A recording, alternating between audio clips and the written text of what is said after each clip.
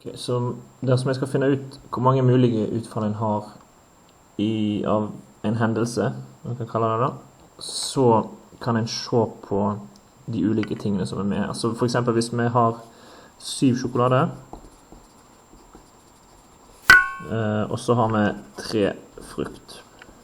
Så 7 forskjellige sjokolader for eksempel, og 3 forskjellige typer frukt. Og så skal vi først velge en tilfeldig sjokolade, og så en tilfeldig frukt.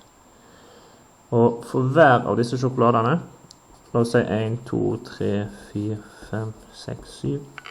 Så for hver av disse 7 sjokoladene, så har du 3 forskjellige typer frukt å velge mellom. Så for denne sjokoladen her, så kan du velge 3 frukt, for denne 3 frukt, og så videre. Så da kan vi si at antall mulige kombinasjoner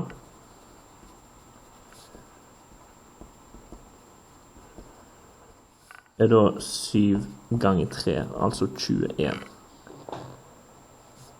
På samme måte så kan vi se på en fotballkamp. Dersom vi skal tippe på en fotballkamp, så kan vi finne ut først, ok, la oss si at vi skal tippe på 3 fotballkamper.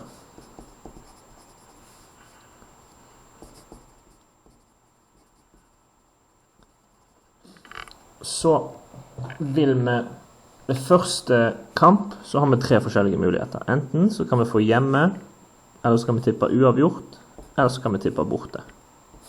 Så dette kan vi sette opp som et valgtre. Vi kan få hjemme, uavgjort, borte ved første kamp. Sånn. Men når vi har tippet hjemme på første, uavgjort eller borte på første, så kan vi tippe 3 forskjellige kamper etterpå. Så hvis vi tipper hjemme på første, så kan vi tippe hjemme, uavgjort eller borte ved andre kamp. Så hvis vi tipper hjemme første, 3 forskjellige kombinasjoner. Men det samme gjelder hvis vi tipper uavgjort på første kamp, da har vi også 3 forskjellige kombinasjoner. Hjemme, uavgjort eller borte. Og det samme hvis vi tipper borte på første kamp, da har vi hjemme, uavgjort og borte. Så vi kan si at dette her er da andre kamp. Hjemme første, da kan vi få hjemme uavgjort borte på andre, eller dersom vi tipper uavgjort på første, så kan vi få hjemme uavgjort borte på andre, og så videre. Så vi ser at vi har 3 muligheter, eller 3 kombinasjoner ved første, men så får vi da for hver av de 3, så får vi 3 nye muligheter. Så vi får 3 ganger 3 mulige kombinasjoner. Altså 9.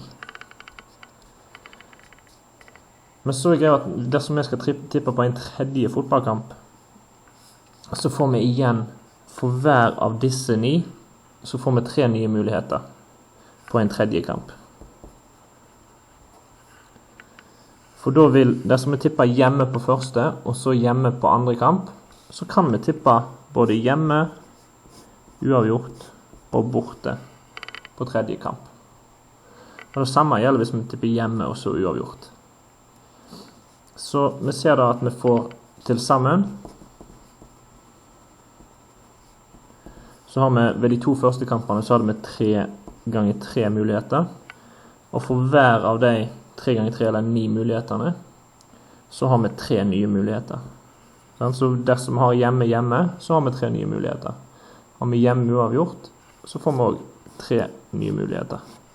Og så fortsetter det nedover.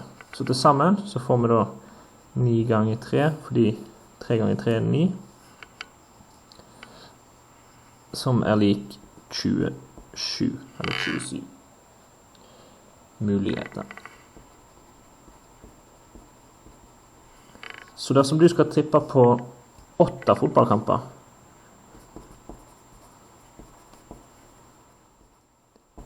så blir det da 3 ganger 3 ganger 3 ganger 3, 1, 2, 3, 4.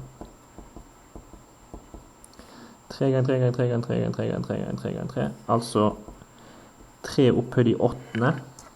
muligheter. Skal jeg bare ta det kjapt på kalkulator.